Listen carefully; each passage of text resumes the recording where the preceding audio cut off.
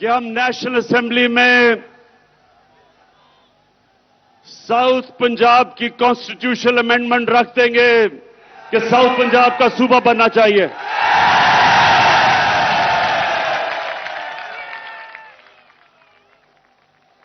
अब हम देखेंगे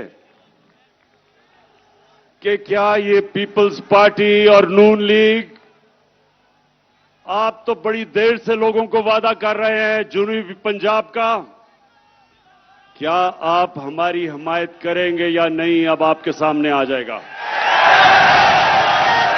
लेकिन इंशाअल्लाह हमने ये बिल रख देना असेंबली में। अच्छा, अब मेलसी के लोगों, ज्यादातर यहां गुजारा काश्तकारी के ऊपर होता है, तो सबसे पहले तो मैं बड़े फख्र से कहना चाहता हूं कि जितना किसानों ने हमारे दौर में, जितना किसानों के पास पैसा आया, कभी पाकिस्तान की तारीख में नहीं आया। और मैं आपको अब जरा ये मेरे पास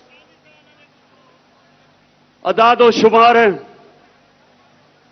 मकई में हर एकड़ के ऊपर महंगाई के बावजूद जो मकई की फसल की कीमत बढ़ी है, 40